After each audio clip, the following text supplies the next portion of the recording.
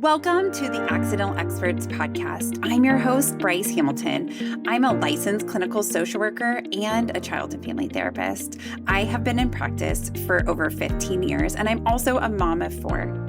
So I know the challenges both professionally and personally. I'm so glad that you're here today to grow your parenting toolbox. Please come as you are and be ready to learn. My goal is to make you the accidental expert so that you can raise healthy humans. Hi, everyone. Welcome back. I'm so glad you're with us today. We are going to be talking about a revolutionary approach to parenting teens. We have Dr. Will Dobud, who is a social worker, researcher, and educator who has worked with adolescents and families in the United States, Australia, and Norway. Will is also from Washington, D.C., and divides his time between the United States and Australia each year. He is an award-winning researcher and educator who has received recognition for excellence in research, teaching, and crime prevention. Dr. Dobud is a senior lecturer, and he works at the social work school at Charles Sturt University, Australia's largest social work school. He's also an international speaker who conducts workshops for therapists and families around the globe. His research focuses on improving therapy outcomes for teenagers and promoting safety, ethical practices. He also has investigated and written about America's troubled teens industry, especially focusing on wilderness therapy. He has also worked alongside advocates, survivors, researchers, and clinicians to protect youth from institutionalization and harm. He's also the co-author of his new book, Kids These Days. With all that grand introduction, let's welcome Will. Thanks so much for having me. Yes. Okay. So the mystery of teens and how to decode them. You're here to teach us how to perfectly raise teens today, correct? Well, I don't like to-do lists and I don't like being told what to do. So I'd say maybe we'll understand a bit more, but at the end of the day, you know your kid better than I do, or better than any book does. So that's so true, right? I mean, parents are the expert in their kids, but it's hard. Parenting is a tough gig. Well, it's an amateur sport. If you ever think you're a professional parent, just have one more child and you'll realize I have, that this is all totally different. And even the most, I joke around with people that my kids, like, I'm the worst influence in the house, and they were, great students, driven by school. My stepson got one detention once for not raising his hand in class. Clearly a teacher having a bad day. Yes. And still when they were teenagers, it's hard to be around. The teenagers are tough to live with. And so, but that doesn't mean they're not wonderful to live with and exciting if we sort of start changing the way we think about teenagers. Yes. So true. I mean, I think adults are hard to live with sometimes too. So, right. I'm at my PhD supervisor's house. That's like being at like my academic father, being tough to live with. Yeah. Yes, right. So I think, we're all just navigating through. So when you've written an amazing book called Kids These Days, and you kind of talk about the dynamics of what kids are going through, why it's so tough, why they're struggling. So talk to me about, why do you think kids are struggling so much these days, even when they have great homes, great support? What do you think is behind the big rise in depression and anxiety? Well, there's when we wrote Kids These Days, we took a really zoomed out approach of saying, this is youth mental health from 40,000 feet, where we know everyone's worried about the phones. Everybody's worried about social media. But 50 years ago, everybody was worried about pinball machines. We were worried about comic books. When the kaleidoscope was invented in 1818, the French people were making fun of the British because their kids were walking with kaleidoscopes and walking into walls. So we've kind of gone, what's the problem here? So there's an issue of it. There has been a rise in youth suicide, a rise in emergency room visits, not for the reasons you and I would have gone to the emergency room as kids, for falling off the monkey bars or something. Sure. And so we're seeing these rates that are really, really worrying.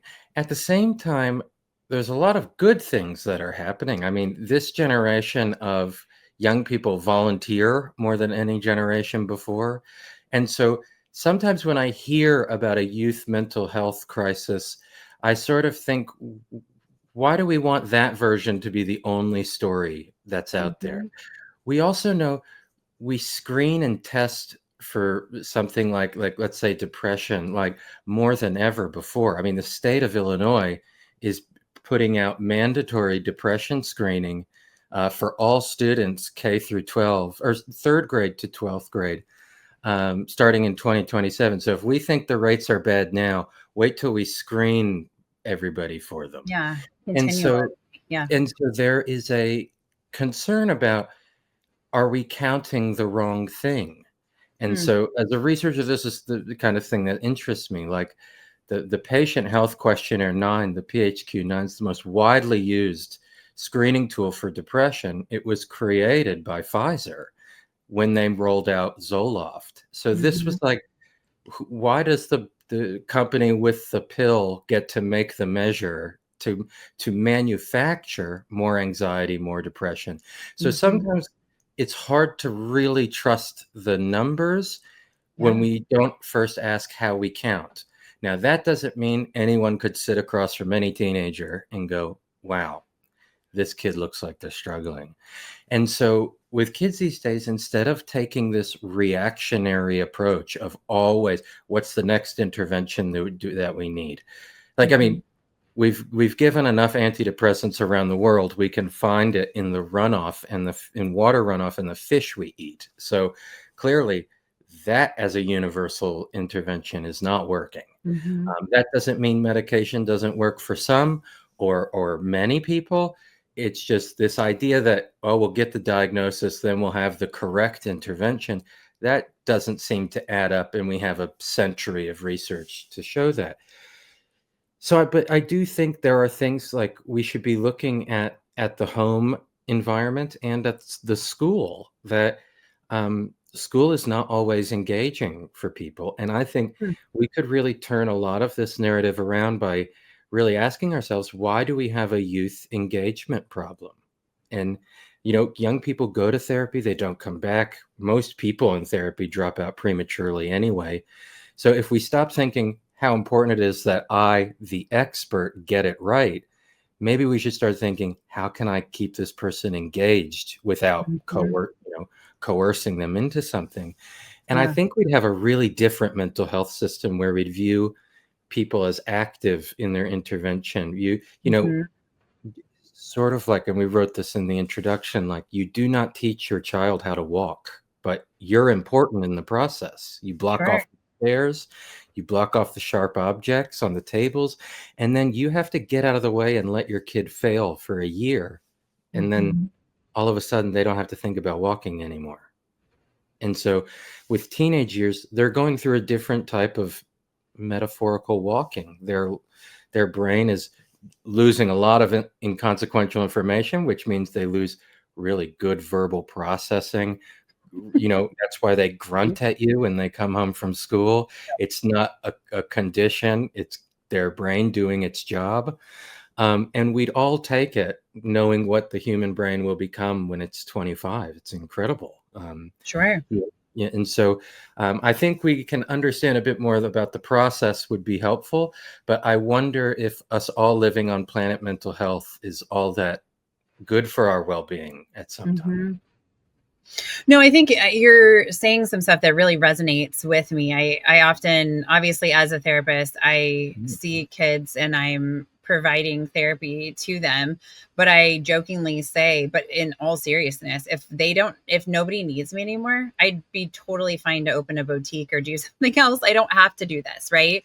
My job is to help people, but I often think that teens know more than they're led Yeah, on to know, right? Like they're the space they're given to say, this is actually what the problem is, or this is what I'm really actually struggling with, or this is what I like to do, or I'm just like different than my siblings, or I don't know. Like I think there's more information they have to give us than we allow them the space to give. Absolutely. And I think there is a, for the past, 5 to 10 years, when we've, and rightly so, been starting to take social justice a bit more seriously. I see this as a social worker myself as well. Like, I see this where we're talking about race or gender in the counseling room and in therapy. And then the second it gets to age, it's kind of like, what therapy was ever invented for children? Like, CBT was not invented for children. It wasn't tested for children. It was imposed on children. And so, play therapy is different. A lot of things occupational therapists do is really focused on children and the developing body. And so a lot of our ideas, when I look back at my professional training, I don't think I learned all that much about, I learned about the teenage brain, human development, and then not a whole lot of how to engage youth, how to think about what teenagers are going through. And so if we put this lens of social justice and power, teenagers live their whole lives around people in power. Their parents are in charge. They go to school. They have to fall in line with those people. When they're naughty at school, then they have to fall in line with their therapist. So just giving a place to really air out teenage worries, teenage concerns, and take them seriously. That what sounds silly to us is, a lot of teenage feelings are immediate, they're real, they feel global, and we can't discount that with our adult perspective. And so giving that space to really hear things out and know that, we wrote that we call this like the adventure of adolescence, like developmental psychologists like Eric Erickson, everything is a developmental adventure towards finding yourself, finding some sort of identity about who you are. And what Nevin and I sort of saw was this, a lot of adult imposing of identity. You are this, you are this diagnostic criteria. And the truth is, you're not in the DSM, I'm not in the DSM, we're all complicated people. So I think adults kind of stepping back a little bit in, oh my gosh, this feeling looks like a big feeling. That's okay when we're on an emotional playground, on an adventure. So do you think it's that parents, it's hard to let your kids figure out how to have grit and resilience. Do you think that's part of the challenge of this teenage stage too, is that we're not giving our kids enough space to do hard things? I think that's part of it. I think there is it's hard to pinpoint when or how this started, like throughout society. Like youth anxiety from the 50s, the 50s to the 1980s, the average child in the 1980s had a level of anxiety on par with people that were hospitalized in the 50s. So something has been going on a lot longer than just, oh my gosh, front-facing cameras and Instagram 2010, But I think one of the things is with the resilience narrative is it means just get your kids to do hard shit, like put them outside, make them chop wood. And sure, there's parts of that, but kids are also navigating the world already that's difficult. They're navigating our anxiety and what we're going through. So one of the best things I think for adults in kids' lives is to think of ourselves sort of like a lighthouse where they can go and then they know where you are.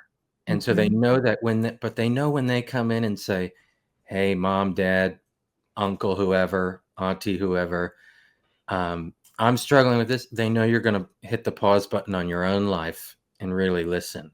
So I think as much as I guess I'll use an example from my world, like learning the guitar. Like how many people can learn the guitar and then they just put it down after they've learned the basic cowboy chords and they can play Wonderwall, and they don't play guitar anymore because they plateaued out and it's hard then. So we want to pay attention to what our kids are slowly getting good at and make sure we ask questions like, wow, you're really sticking with that, aren't you? And then they'll push themselves because they'll know that their efforts are being recognized and they can then go a little harder at something. And so like in experiential learning, like this is scaffolding. like Mm-hmm. getting good and then making it harder. So we can't just, it's difficult to say, hey, go outside and go free solo El Capitan like Alex Honnold did. That looks resilient. It's not Yeah. going to happen. So I think teaching it is harder than providing an environment where they can do this. So for Mm-hmm. instance, if we look at the classroom, it's very hard for a lot of young people to sit and learn arithmetic and then sit and memorize words and then sit and do this other thing. Meanwhile, play and recess has just dwindled to almost Mm-hmm. extinction. Yeah. And it's easy to blame the phones, but people were writing about this in the 90s too, like stranger danger, like when we put missing children on milk cartons, Mm-hmm. like that was a disastrous thing to do because it scared the shit out of parents. And then kids can't go outside. We look at Mm-hmm. ranging. How far can a kid walk from home?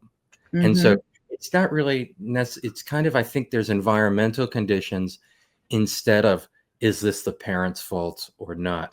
Okay, so then I would ask you, then Mhm. maybe in a contrary way, like, why are some teens not struggling? Right? Or like, why are some teens really having success in this time of Mm. development? Sure. So I think one is just social connection. I think that having, the longest running happiness study started with, I think John F. Kennedy was in the original cohort from this. So it started a long time ago. Mm-hmm. And the leading predictor of physical health, financial success, happiness is quality of relationship with your mother. That's the biggest thing they found. That they said happiness is love, full stop. That's the, not, there's no lead to bury there. That Mm-hmm. having a close connection with family, and then also community. That this is the biggest societal shift. That you know um, neighbors aren't involved as much in the raising of children. Mm-hmm. um, this doesn't interest me personally, but like people go to church less, so there's like less of that community. And I don't think that means about the religious context, but No. like, Yeah.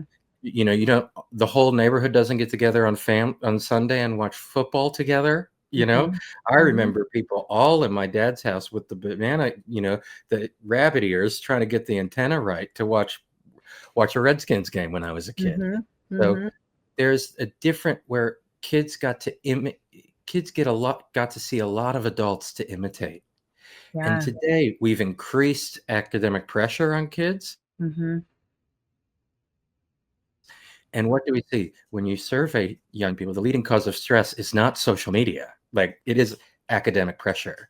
And what do? We better remove the phones from school to make more academic pressure. So when we say we're doing all these things to help the kids, there's a part of me as a researcher that goes, I don't know if this all adds up. Yeah. It doesn't make sense to me. So to answer the question, I think the kids that I see that are doing really well tend to have not just, I don't want to say a better family, because we all torture our kids in some way, Yeah. because we're all accidental, experts or accidental villains, depending on the day with Yeah. our children. Sure. Yeah. And so I think though that when a young person has that, well, let me say kind of as the therapist way, because we both know this, and I think every therapist on planet Earth knows this. That when I was doing my doctoral research, I was interviewing people who went to therapy as a teenager, and I interviewed all these people, and I started looking at and people that were really harmed in therapy as well. And so when therapy went well, people would say, they treated me like a human, or I saw my therapist as a human for the first time. It was a real relationship, Mm-hmm. how wonderful. I felt trusted. I didn't feel talked down to. And then when therapy went wrong, one of the most common themes is young people started talking about techniques. They just told me they wanted to breathe. They wanted me to do box breathing or count to Mm-hmm. 10 when I got angry. They really wanted to talk about my relationship with my mother. They made me journal. But think about all the parenting books at experts: 5 steps, 10 things, 12 rules. 4 norms. And it's like, hold on a second. Even the kids say this is not what we need. That we really just need you. Yeah. And what is therapy is rocket science. Rocket science and brain surgery have less how-to books than therapy books. And Yeah. so we should not be saying like, gosh, it's not rocket science. We should be saying like, gosh, it's not psychotherapy. Yeah. Because No joke. we keep coming up with techniques and outcomes haven't improved in 50 years. So one of the reasons when we wrote Kids These Days that we didn't want to tell people what to do is at the end of the day, if we tell you what to do and it doesn't work, you're going to either think Will's an idiot or I can't believe I failed at this. So we need to be much more heart to heart, person to person, and really learn about the environment, how your wonderful child is adapting to that environment around them. Okay, so then how do we, as parents, like, okay, so I have 2 thoughts, 2 directions my brain's going. One is, let's talk about like, what are the norms? What do we expect that teenagers should be going through developmentally, socially, right? Like in our brain and our body, right? And then also my totally different thought is like, how do we then as a parent connect to that person? Which I know sounds like, well, it's your kid, so you should be able to connect, but sometimes understanding what they're going through helps us to connect more genuinely. Yeah. Someone said this to me once, and I don't remember who said it, but it really resonated with me that like from about 13, when your child turns about 13, just subtract 11 years or so and just think that's what would I do? What would I do with my 2-year-old that's saying no all the time? What would I do with this? So it helps us, I think, to be more present where, like I said, with like learning to walk, we're very patient while your child falls over. When they fall over, when a baby looks at you and goes, should I be crying right now? And then they're responding to you. So with teenagers, it's just a lot of bigger emotions. And so sometimes we can pause and go, what would I do with my 2-year-old here? How would I be with this person that, yes, we want them to start growing up into an adult, but we can't sort of do that by expecting that they are already adults, that their body's going through a huge change. I also think just remembering what it's like to be a teenager ourselves, that puberty can be awful, weird, uncomfortable. Who do I talk to? Who do I talk to about my changing body? And so I don't think that means going in and sitting down and saying, let me tell you about all of I think that's a nice thing to do, but how can I do that in a real way where the young person is engaged in what they're learning?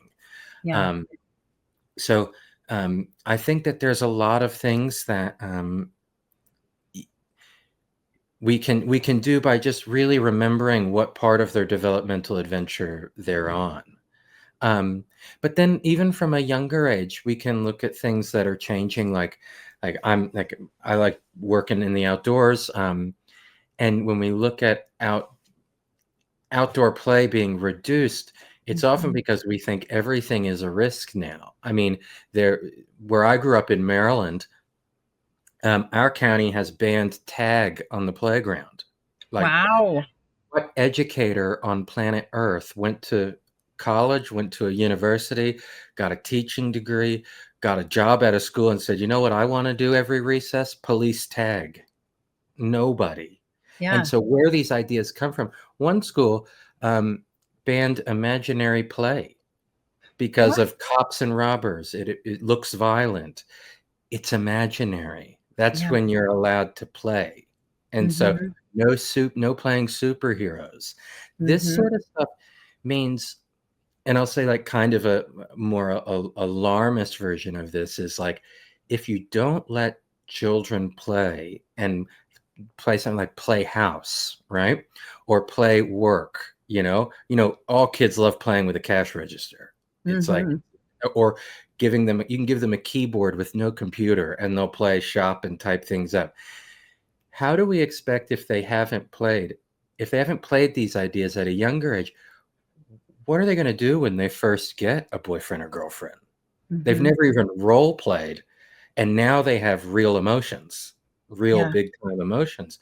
So one way to build a lot, if we're talking about grit and resilience, is really get the heck out of the way and let them play on the playground. And that's going to bring risk, but with all risk, there's also an opportunity for reward. So Yeah. we've risked, done, over, it's a safety trap. You can make the world as safe as you want, and the kids are, it's the safest the world's ever been. And what are we seeing? Youth are anxious, youth are depressed.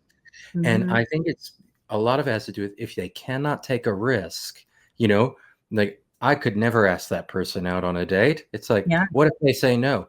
What if they say yes? That's how risk works. You got to take the risk.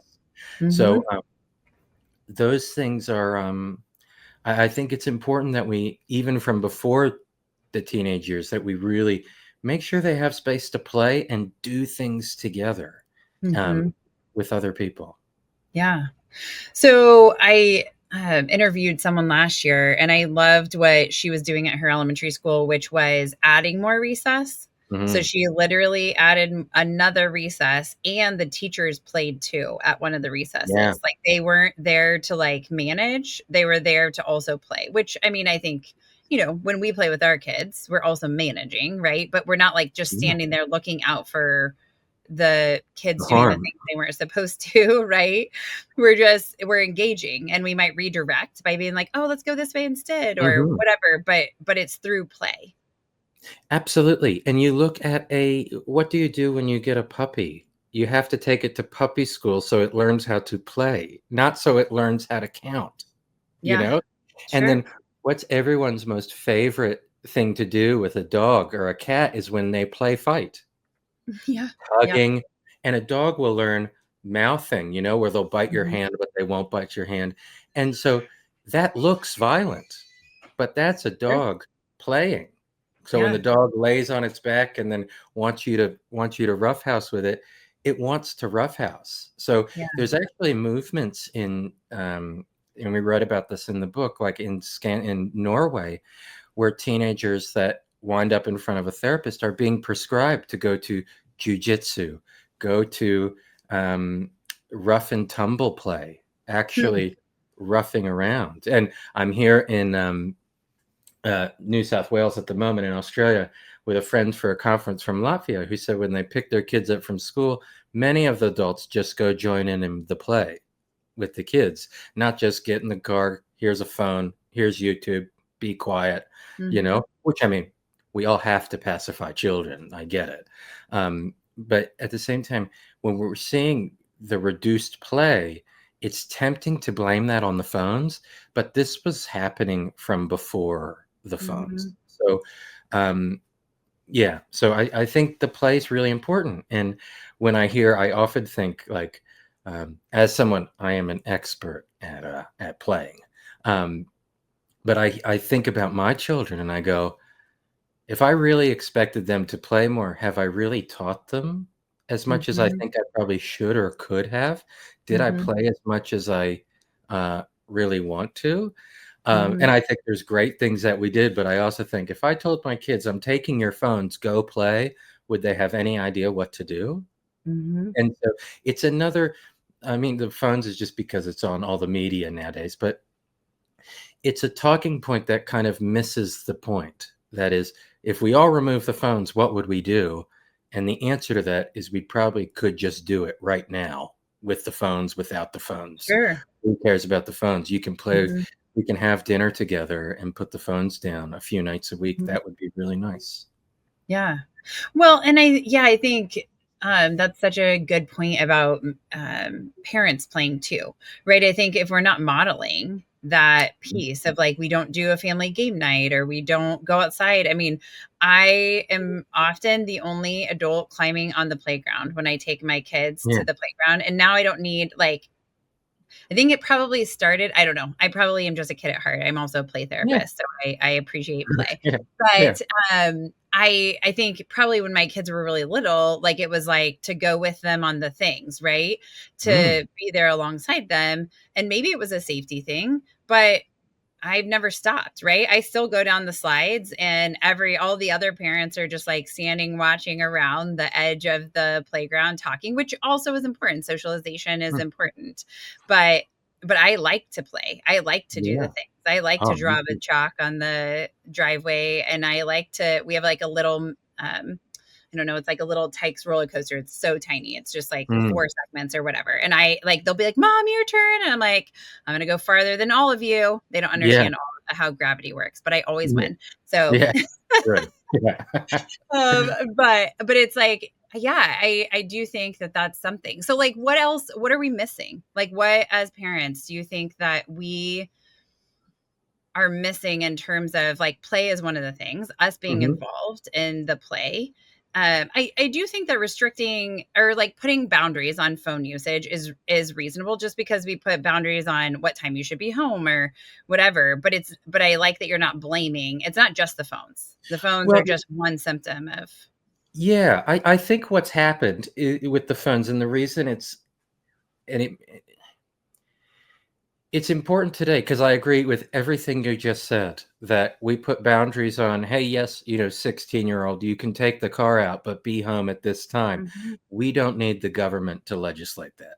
No. And the Yeah. issue I see with the phones is if it's something that it's almost a symbolic gesture to parents, like, yes, we're going to help you with your mental health. Yes, we're going to help your children. Yes, we're going to help teachers. But if we view, like I said, sort of at the start of this, if we view this as an engagement problem, if a kid is sitting in your classroom, I do this at meetings at the university. What am I doing? I'm sitting there listening to, oh, we're going to have this new policy. And I go, oh, yeah, is that right? I like to see that when that happens. How fantastic. Yeah, great idea. New food in the lunchroom. Cool. Great. Thanks. And I'm going, the phone is a symptom of disengagement. So Yeah. like, I know like you're an engaging person. Like I can sense that from a second. I've never had a young person come into my office and sit down and just in my counseling office and just sit on their phone. I've never seen No. it. So because it's my office, I just start Yeah. talking. Yeah. Like, what do you want to do? What do you want to do here? So Yeah. I think sometimes we can't look at, because when I went to school, there were no phones, but like I still doodled. I did anything Sure. when I was bored. Yeah. Yeah. We skipped school. So this idea that the phones all of a sudden broke the education system, the data doesn't support it. And the data doesn't even, it's not a strong correlation as graphs on the news suggest that social media and mental illness have done, because it's a nice story, but it's also, this is the world we live in, and they still need adults. So, you know, Yeah. you know, I've written a solution focused book a few years ago, and I sang on because Australia is having the biggest federal legislation. We're banning social media in T minus 20 days for under 16-year-olds. How it's Wow. going to work, no politician can answer the question, but something's going to happen. No one knows. And I said to a reporter the other day, I said, let's just imagine tonight you fall asleep and all the phones are taken away. All social media is gone, because this is the problem. And you wake up in the morning and your moody teenager comes down the stairs. What are you going to do? And they're like, well, I guess I'll make them breakfast, have a conversation. I'm like, and you're waiting for the federal government to do that? We already know the answer to this, And so it's a nice hype story that feels right. But yeah, parents have to do the difficult thing of imposing boundaries. And boundaries, even though they're annoying to enforce, and your teenager will break them because they're a normal teenager, Yeah. right? Yeah. But one thing interesting with even younger kids, you'll see this. If you drive past an elementary school, you'll see the kids on the playground at recess. And then if there's a fence along the road, you will see a lot of kids right up against that fence. And you know why they're there? There's no teacher there. That's the edge. It's even they're probably not conscious of this, but they like going to where the edge is. And that is usually, even though that makes us go, oh my gosh, they're near the road. Oh my gosh, are they going to jump the fence? That behavior when they're adults is a superpower. Like they're going to be able to sit in a meeting and go, I actually don't think this is the right approach, because they're used to the boundary. They're used to the edge. So having good boundaries that make sense. Again, you cannot boundary everything. Yeah. It will drive you nuts, right? And so having that firm boundary on the things that you think are non-negotiables, like for instance, when I took young people on like camping expeditions, I'd say, listen, I don't care about swearing. I'm going to swear on this trip. At the same time, I hate racism, and I hate bigotry. So there's my line. Do not cross that line. I don't want to hear anything about those things. And then with swearing, just know that if you do swear too much, you're going to look like an idiot. So what you should do is, like, you stub your toe and say a bad word, cool. But if we're swearing every 5 seconds, can we have a conversation about it? And the teenagers go, these are teenagers, like an alternative of going to jail. And they go, yeah, that's cool. And I go, sweet. Then about day 3, everyone is swearing the whole time. And I go, could we have a conversation? Because maybe this is the point that swearing is getting out of control, and they've already agreed to the boundary. So then we can work on it together instead of me saying, hey, don't say shit. Hey, don't say that. Hey. And so you can actually make a boundary a teachable moment instead of just, here's this boring adult imposing something onto the kids. Yeah.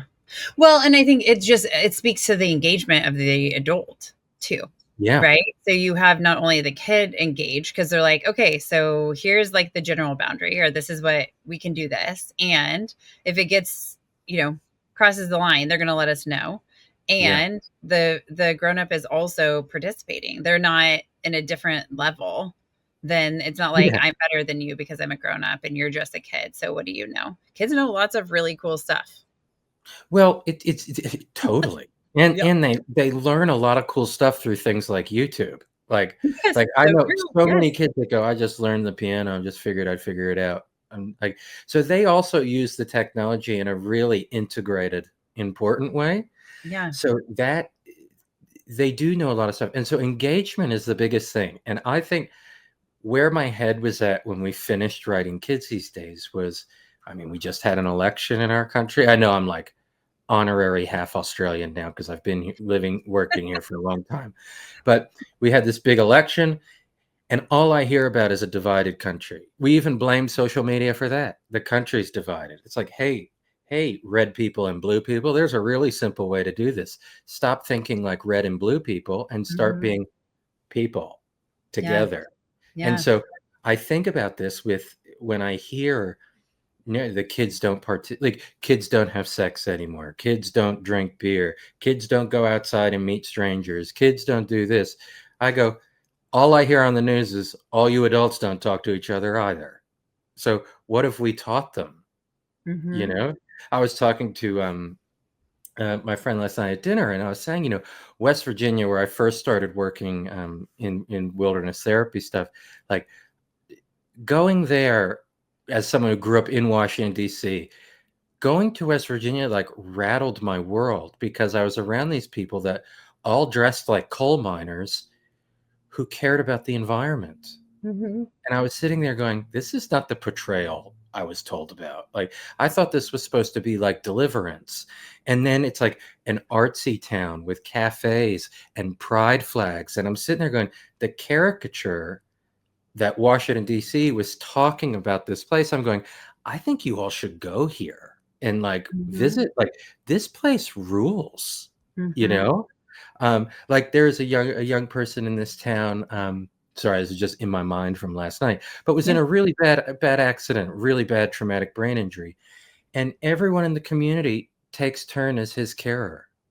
So it's like, I'll call my friend who is a carpenter, a conservative, gun owning, very different than me. And And I'll call him and say, hey, should we go to this bar for dinner? And he goes, yep, but I've just got the kid. Is that cool if he comes with me? I go, yeah, of course. And then so this nonverbal child, the whole community's around. And so Wow. the narrative it's like, and I think if we look for those things, like that's the cool stuff. Like a really interesting story. This just happened in the town we're going to for this conference this week. There's a school, and one child at the school had a 3D printed prosthetic hand made. And the kids at this school thought this was so cool. They worked with teachers, and they've put together a fundraiser. They unicycled for 24 hours straight, taking shifts, and raised money with their unicycle. They have this wild teacher there who's a Australian National Geographic Adventurer of the Year. So that's where these ideas come from. So they unicycled for 24 hours, and they raised enough money to buy a 3D printer, and they're going to a prosthetics conference in Japan to learn about how to make prosthetics for people.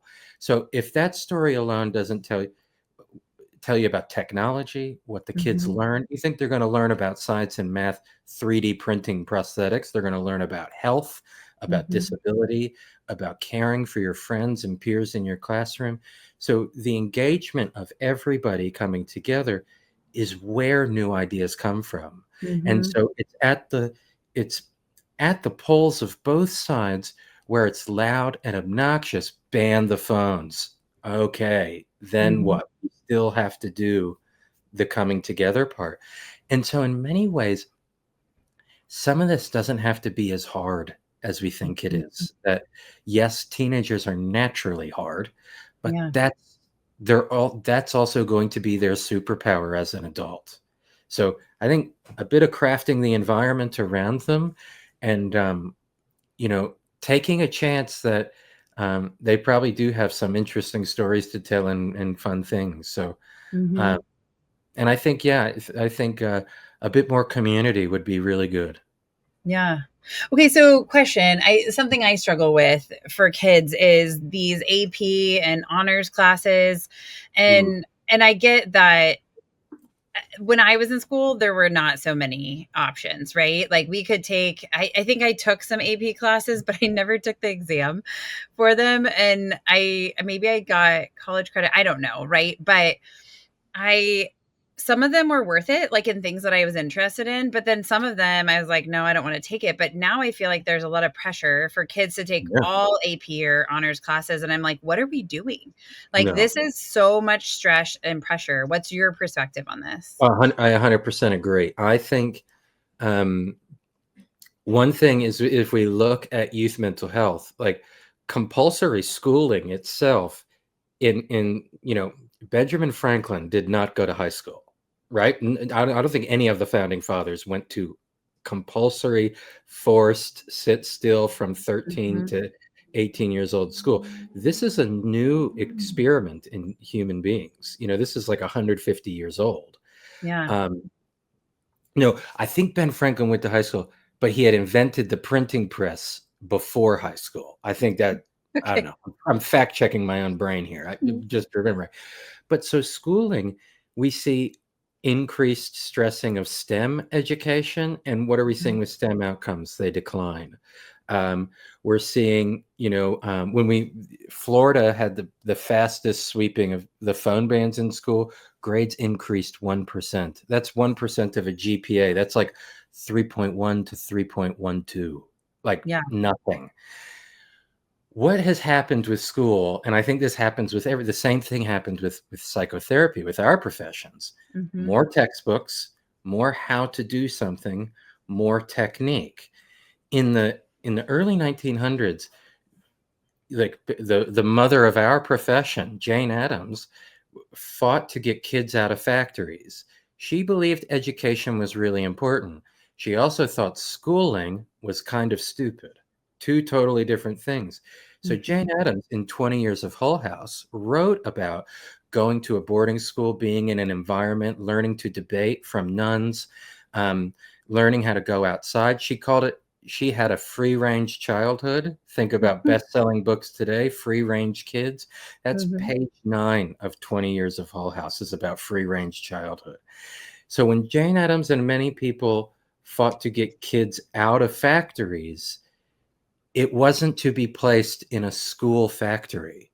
It was to be able to have, she called it the quest for adventure. Kids need to be Mm, doing things, taking risks.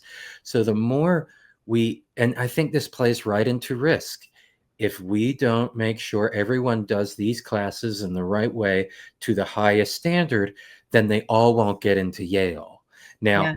I don't know about you or listeners. I think we probably have enough lawyers. Like, yeah, I think we have to sign a terms and agreement thing with everything we do in life these days, right? Yes. Yes. Um, and so, yeah, not everyone has to be this one thing. And Mm-hmm. so school is, and again, I mean, I work at an educational setting. Like education, amazing. Schooling, sort of a different thing. Mm-hmm. Schooling is very much about compliance, right? Yes. Yep. And so when we focus on compliance, think about just the conversation we're having and any sentence with the word compliance and teenager associated to it. Like those it's like a paradox. So Mm-hmm. you're asking teenagers to do this thing that doesn't even make neurological sense, developmental sense, and then more importantly, evolutionary sense. Mm-hmm. And then what happens when they fidget too much and can't sit still in the classroom? Now that's a disorder, Mm-hmm. you know? So this is the part that is really troubling to me, is that the school is it starts at the home, and then school is usually the indicator. My child won't go to school, or my Mm-hmm. child is naughty at school. So we're looking at this system all around them, but thinking, oh, well, if we just sedate you, then you can get through this schooling. So it's kind of an interesting paradox of how we think about young people. And I'm an old school experiential educator. So, you know, in the lost histories of, bringing up Jane Addams, she was also, they called her an intellectual soulmate with John Dewey, who's like the guru of experiential learning. Mm-hmm. And so Dewey wrote about how the best classroom should mimic the best democracy. So it's not the best democracy if we have to sit still and just listen to whatever that person's yapping about. Yeah. We should be doing things together, having a say, having good debate, Mm-hmm. having, you know. And so I hear things like, I mean, Australia is a different cultural context, but um, I hear things where it's like, oh, we couldn't talk about that in the classroom. And I go, so that's how democracy is now. Things are off limits to talk Mm-hmm. about. Mm-hmm. Where I sit in front of like I was in a lecture theater because I always hear these things and I go, I should try this with my students, and I'll get in trouble one day, I'm sure. But I had 200 students, and I said, so what do we all think now, looking back, about how Australia had lockdowns and these things during, like we were so locked down during COVID? That was a really contentious, divisive topic. No one wanted older people to get sick, but also it was weird to tell children you have to stay home all day. And that was Mm-hmm. not great for parents. Like there's all these things that happened. And so yeah, we just let it go and had a conversation, and we were done with it. And so Yeah. like I think there's something going on where kids are living in a world where maybe they don't feel comfortable about what they're thinking about, what they want to talk Mm-hmm. about, or these things. So I think democracy is a good clue of what we're missing. We're thinking as long as they do all these things, they'll get a good grade, they'll go to a great university. And as if when all of us look back, you were lucky to be someone at 18 who knew what the hell you were going to be doing at 35, Yeah. you So know? true. Yep. And so we should loosen the rails that this stuff, I mean, I barely finished high school. I finished. I got kicked out of school so many times, and then I went to this alternative school, and they gave me all the books, and they said, "Once you finish this, you'll graduate." And I went, "Seriously?" And I did great. It was like finally when people got out of the way, Yeah. because I couldn't sit there and like I was just too hyperactive. Um, but it's the same reason why I'm good, like good at writing. I'm good at being Mm-hmm. myself, thinking something out, thinking Mm-hmm. something through, Mm-hmm. asking for help. those skills haven't changed. It's just that I was stuck in school. Yeah. And Well, I think about kids that I've seen that have said, like, literally, like, I had this kid the other day, she's 11, and she said, I was like, okay, it's time for you to go back to school, right? Because she had come during the day for her appointment. She goes, you mean prison? And I was like, well, um, I can tell you, I look back at this because I remember when my kids were going to high school, and all I thought is like, oh my gosh, I feel so sorry for you. And I didn't mean that like there's not great. They loved high school, so I was in the wrong, you know. But I to this day, this is going to be a, you can go as Freudian into this as you want. I've dreamed sometimes that I move back to the United States, and I mean I live there months of the year as well. But the dream is that I move back and I start applying for university jobs, and they say, "Sorry, Dr. Dobud, we know you have this Master of Social Work, a Bachelor of Social Work, a Master of Social Work, and a PhD, but we can't find your high school diploma. So you have to." It's like Billy Madison. Like that's a recurring dream in my life. Like, yeah. so there's many kids whose school is awful. Like just going day in, day out. It's just like, I'm going to go to a place where I feel like a loser. I'm graded like I'm a loser. I'm ranked against my peers like a loser. And then the social aspect, maybe I don't have as many friends as other people. I'm not in the popular group. Mhm. So for parents, we really want to listen to that, because even though they have to go to school, I get it. We want to encourage that expression. Otherwise, they're going to internalize that and not tell you. So Mhm. even though if they come home one day and say, school sucks, I hate this teacher, it's tempting to go, yeah, well, you have to deal with it. Or yes, it's okay to be bored sometimes. But other times it is something they really want to express to you, that this place you're dropping me off every day sucks.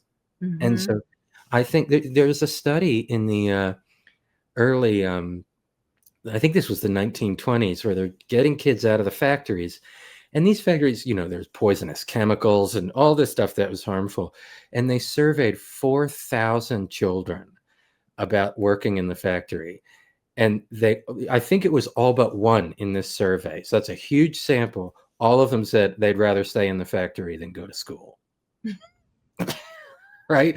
Where they're being poisoned, they're making $1 a week back, the reason kids are good in factories is they can't form unions. They're too disorganized, right? So they can't go on strike. They have to show up. So, Yeah. but it's telling about school. And I don't think this is on, I mean, I think we could point the finger at a bad teacher here and a bad teacher there, but I think the system itself Mhm. forces teachers into compliance, where then Yeah. they get nervous of, what happens if I don't police tag or imaginary play? Am I going to get in trouble? So Mhm. it's almost antithetical to almost the reason why almost everyone got into teaching. And being an educator, it's the most important job in the world besides parenting. Sure. A Yeah. brain surgeon needs a teacher. Yeah. We all Yeah. need teachers. And so I think we can remind ourselves about why we want to be educators, and who was the best educator we had. And it probably wasn't they taught algebra really easily. It's Mhm. probably they didn't get me in trouble when I forgot a textbook. They didn't pick me up on uniform violations every 5 seconds. They Mhm. really said hi to us, and they sat with us at lunch. There wasn't a kids' table and the teachers' table. Mhm. They played football when we were in the playground. Um, or for kids that are really struggling. Like I remember my favorite teacher, and my father left our family at about 12 years old. And that was when I had the best male teacher I've ever had. I don't know if he knew he was stepping in and being like a male role model, but he was just lovely. Like we wanted to hang out in his classroom, and still in touch to this day, actually. And so like those things, like it's not incidental to be in a child's life, because that can, Mhm. even if it's a brief period, it can mean a lot. And Sure. we don't know what they're going to take away from anything. Like Mhm. I had a student once say to me, a university student wrote me a letter saying thank you and for teaching the social work degree, and said, I know why you wear colorful socks, and like it keeps our attention.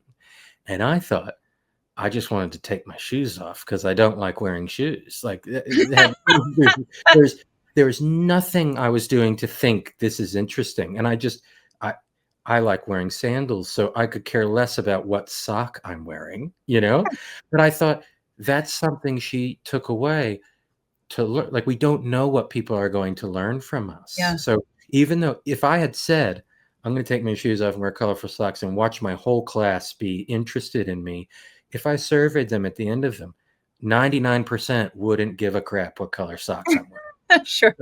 So we don't know what one person might take away Mm-hmm. from us. So that's where we have to be really open to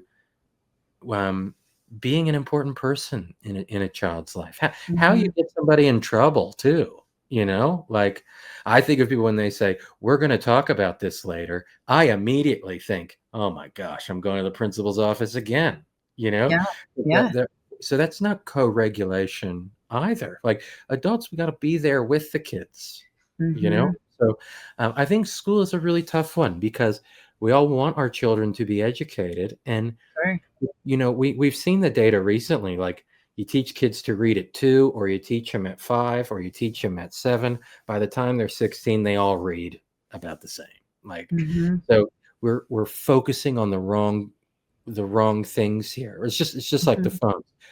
This is the wrong thing to worry about. Just like when we've worried about violent video games. Have anyone played a violent video game today? It's violent as hell, and crime has not gone up with the rate of violence in video games.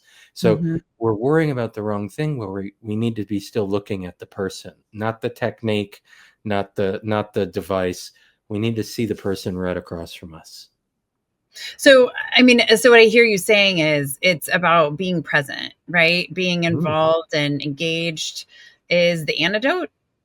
I think so. Yeah, I think we that the more we see this with therapy. Young people that say they got a lot out of therapy said they felt connected to the person. They can't tell you, I was really glad it was a licensed clinical social worker who was cognitive behaviorally informed, and and the other, you can look at it the other way around.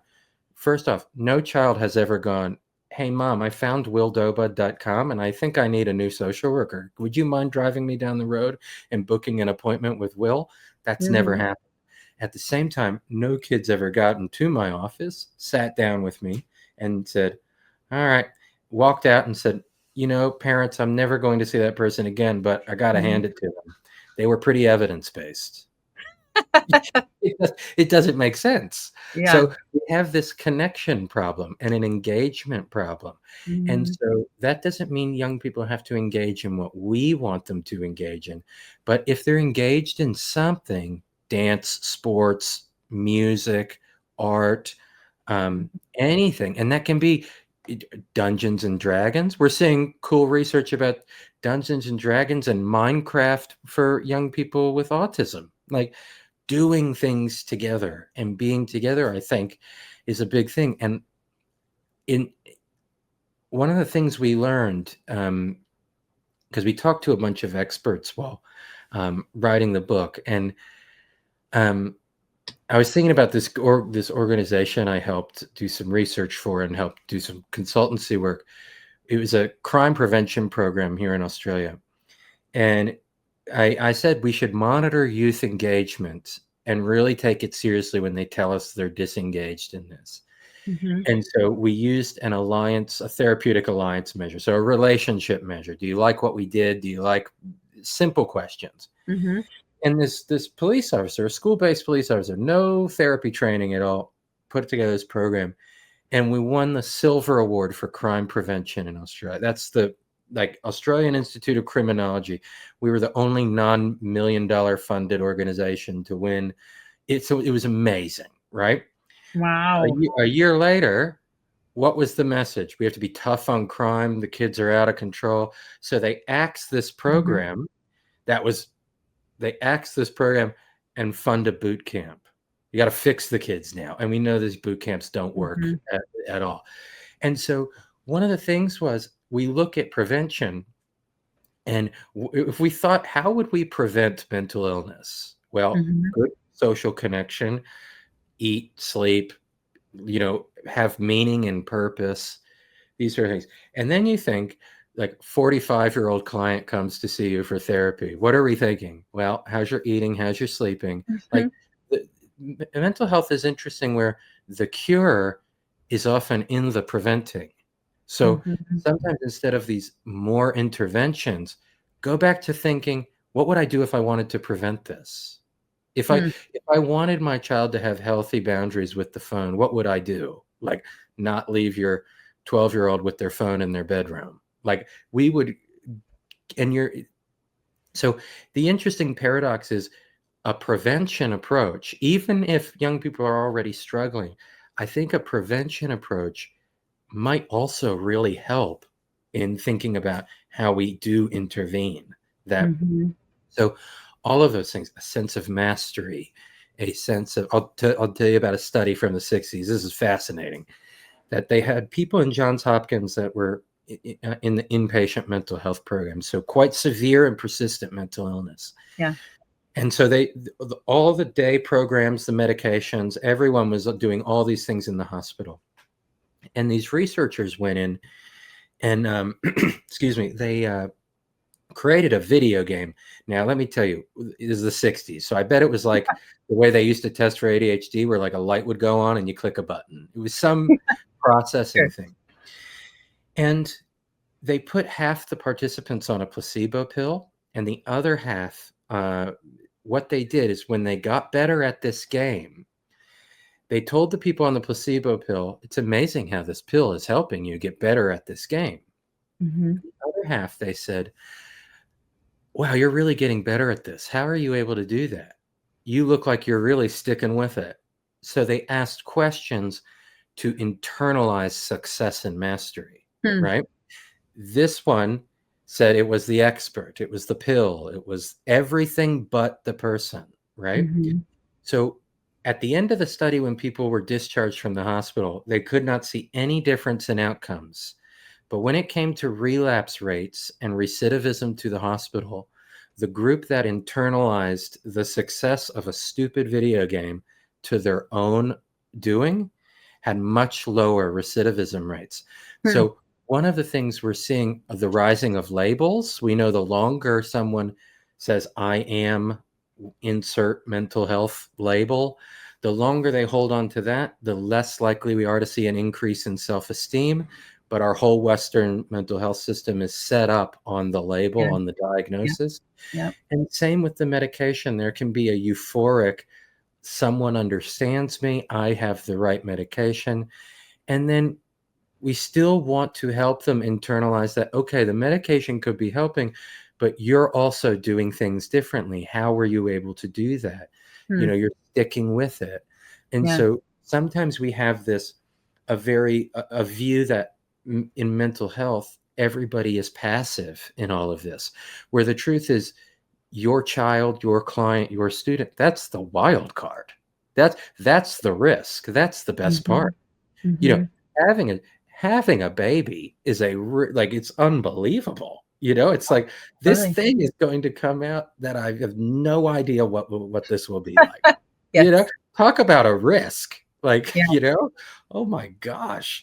And then it's going to develop into this wonderful thing. So I think, knowing that your child, or in mental health, our clients they're meaning making machines. And so, do we want them making meaning about how sick and miserable and fragile and all these Mhm. things that they are? Or what kind of questions do we ask our kids if we want to see the strong, resilient person?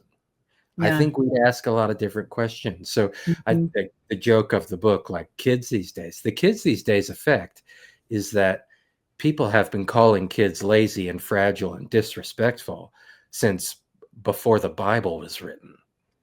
you know, Socrates, the Greek philosopher, thought kids were disrespectful and didn't read enough. You Yeah. know, like, Mhm. this has gone on forever, but now Mhm. we have pills for it. Yeah. Now, look at the best-selling book of the last year, The Anxious Generation. So 25% of young people are reporting to have a mental, like, something diagnosable, but don't worry, the whole generation is anxious. And if we go into the world looking for that, we're going to see it. Yeah. But that's where we need to put our adult thinking hats on and go, kids could be struggling, but I don't only want to know that. I want to also find how wonderful kids are and you know, how scary a first date is and how amazing your kid took that risk to ask somebody to prom or something. You know, like kids do amazing things all the time. Yeah. So really celebrating those places that they're having success and asking questions about, like, how did you do that? Like, you asked that girl out, or you Yeah. made that sign for that guy for WPA or whatever. And like, how did you do that? Like, so amazing. Where did that idea come from? That's Yeah. amazing. Or I remember one time this is actually a very funny story. I can't believe your question prompted this in my mind. One of the first times this girl I had a very big crush on, I was probably like 15, and she was like, let's hang out after school. And I was like, oh my God, what am I going to do here? And I thought, you know what this girl probably like? She'll probably like me to show her where I skateboard in this parking lot. Right? Like, so we're sitting in this parking lot, and my bet in downtown, like we got on the metro, we did an adventure, like metro downtown to Washington, D.C. We're sitting in this parking lot. It's under the Smithsonian, right? One of the Smithsonian buildings. And it had a cool skateboard spot that you had to run from security and do all these things that we did as little naughty teenagers. So I'm sitting with this girl. It's like my first real date, you know? And out of the parking lot comes my best friend's dad, right? And he goes, oh, hi, Will. And they lived in my neighborhood. He said, Will, I want you when you get home to come over to my house immediately. And I said, okay. So, you know, we both go home after dinner. I said to my mom, I have to go over to Kyle's house. His dad wants to talk to me. She goes, okay. I walk around the block. Kyle's house. He goes, Will, never take a girl on a date in a parking lot ever again. I never want to see it. And so it was like this amazing adult teachable moment, you know? And it was just by chance that this guy bumped into me, you know? And so it's amazing when you have those adults around that you can talk about these things. Yeah. But we're busy at work. We're overworked. We bring our emails home. You know, we talk all the time, kids bring the cyberbullying home. Well, we bring work home, and that sucks. So we just need to have some time to hit the adulting pause button and be with our kids and acknowledge that even though the teenager is pushing away, that's normal. Yeah. We can still be present in that. And I think we can also normalize that too. Like, hey, it's totally normal that you want to spend more time with your friends, but I still expect that you're home for dinner on these nights. And yeah, like I talked about, absolutely. And I talked about the, you know, being trained in solution focus. That's neither here nor there. But like the thing I like about when I was learning the, you know, 1980s family therapy is when a parent calls and they'll say, every day my child gets from home and we have a fight. And I'll say, well, maybe take the fight outside. Like just change what you can control. You know how to family, it's always really funny at our house. You know, we had dinner together just about every night, and eventually it gets to someone has a seat that's their seat at the table. And if you ever change it, it's weird, right? Because it means, oh, I have to think about what's happening at dinner, you know? So like so one of the things I talk with parents about is like, if my wife Renee and I, if we've had an argument, right, and we're annoyed with each other, you know, like and then we're sitting on a couch watching TV, and you know how when you're annoyed with your partner, it's like, listen to how they breathe, like, oh, even that's annoying, like, oh, look, she's up getting something from the kitchen, making too much noise, like, isn't this annoying? But and then she sits down, and I often say, Renee, this is awesome. I was like, I get to sit down with my best friend every night. Like, even though like I probably did something really annoying, I get it. It's like, this is incredible, you know? So even when we're struggling with our kids, we can stop for a second and go, I'm really going to miss this when they move out. Or maybe they would, some teenage drama, maybe they won't miss this when they move out. But, you know, like, also take a moment to pause that your child is not just a mental health label. They aren't just, a disgruntled teen. They aren't just fragile. And so one of my rules when a parent wants me to work with their child, I say, I'm sure, but before that session, 24 hours before, us therapy folk, we have this problem where we like fixing everything. So I might be like an archaeologist and I'll dig around for things to fix, and that might not always work. So I need a list of 10 things you absolutely do not want me to change about your child. And that's all I work with the parents on. I go, when did you notice that? How did you notice it? What did you think about your child when you noticed it? So don't touch anyone's weaknesses if you're not going to give equal or greater time to their strengths. So we spend too much time glorifying what's wrong with people. I mean, it's all we talk about on the news. Everyone's anxious, everyone's fragile. For the most part, most people are just getting on with life, and life is difficult. Yeah. It's funny that you talk about the positive things, because so unfortunately in our area, we had a tragedy where a little kid, a fourth grader, was hit by a car while riding his e-scooter, and he died. And I went to that funeral, but I was like, I found myself, I mean, also through tears. I didn't know this kid, but I knew the dad. And so, I like watching them kiss their kid goodbye for the last time. Literally, I mean, I couldn't keep myself together. And I've never met this kid in my life. I was just, it killed me. But all of that to say, I was like, all of these people came together and were saying, this kid, Duke is his name. Duke Omer is like the most amazing human ever. And I was like, why don't we do living funerals? Like, why don't we do like living celebrate, like where we say like all the things, right, about people that they're doing so well more freely? Like, why do we have to wait until we die to say all the amazing stuff? I mean, obviously we don't, but I think as a society, we tend to hold on to that stuff until people have died, and then we're like, oh my gosh, they made this impact on me, or they did this amazing thing, or like this was so profound, or I was always impressed by this. And it's like, why not take the time during life to say these things to our kids especially? Totally. Like, even, I mean, I was working on a research project, talking about kids in foster care in the here in Australia. So we're meeting with all these suits and ties and CEOs of all the big nonprofits. And we were talking about with some people with lived experience in the foster care system from the US. They had come over. And one of them said something that was so profound to me. She said, a lot of your rules for therapists, like no hugging. She goes, this is weird for kids that grow up with all these adults who have rules, right? So she goes, no one ever, she goes, growing up from I think 10 to 18 in foster care, she goes, no one said I was beautiful till I was 25 years old. Because us, when we're thinking like therapists, we're going to be going, what are the rules? Is that boundary? Is this? But kids don't think that way. And so kids want to see the real human of you. That's why it's weird when you see your school teacher at the grocery store and you're like, you're a real person? What? Do you shop? Yes. Yeah. Why do you leave the science laboratory? That's bizarre. It's weird because we want them to actually see the real human, which means letting down some of our guard and our rigid boundaries.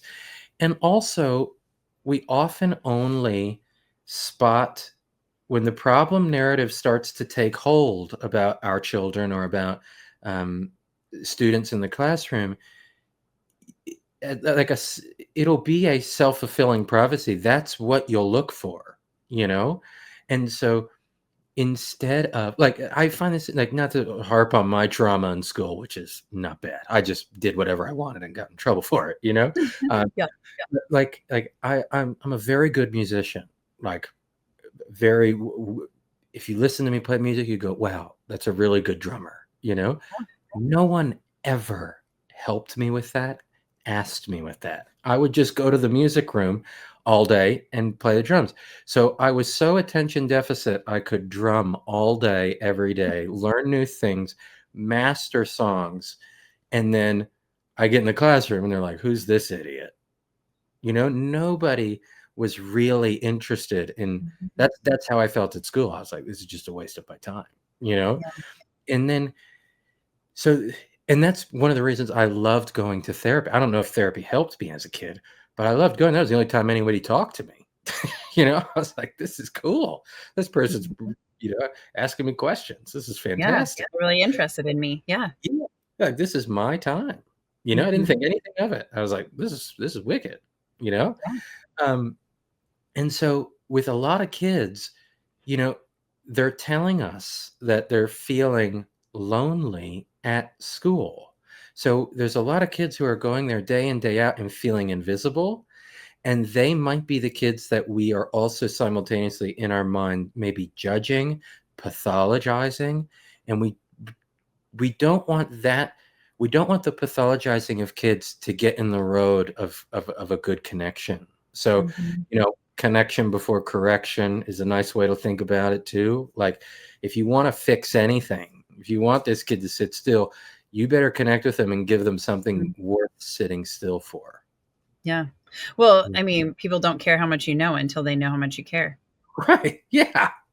Right. Yeah. I don't think I've ever had a client call me Dr. Will, like I'd cringe at it, but that's never happened. Yeah. Yeah. I mean, I think, connection. This has been such a profound conversation, Will. I so appreciate your thoughts. Yes. Yeah. Thank you so much for having me. Thanks again, Will. This was such a lovely conversation, so insightful and thoughtful. And there's a lot of things about this conversation that I know that parents will take away and implement in their own homes. So thank you again for your time. And thank you for showing up on this revolutionary approach to parenting teens. I hope that you're leaving with advice that you can immediately implement and help you to improve your relationship with your teenager and understand what they're going through. With that, I will say, please take a moment to subscribe to our show. Just click the button above where you're listening, and there should be a subscribe button. We would greatly appreciate that. Also, follow us on Facebook, Instagram, TikTok, and YouTube, and keep the emails with future topic suggestions coming to our email, accidentalexperts@gmail.com. Have a wonderful day. Some words from our legal team. The information presented in this podcast is not intended or implied to be a substitute for appropriate professional advice, diagnosis, or treatment. All content, including text, graphics, images, and information contained on or available through this podcast, is for general information purposes only. This podcast makes no representations and assumes no responsibility for the accuracy or information on or available through this podcast, and such information is subject to change without notice. You are encouraged to confirm any information obtained through this program with other sources and review all information regarding any condition or treatment with the appropriate professionals. What we're saying is, yes, I am a real therapist, but I'm not your therapist.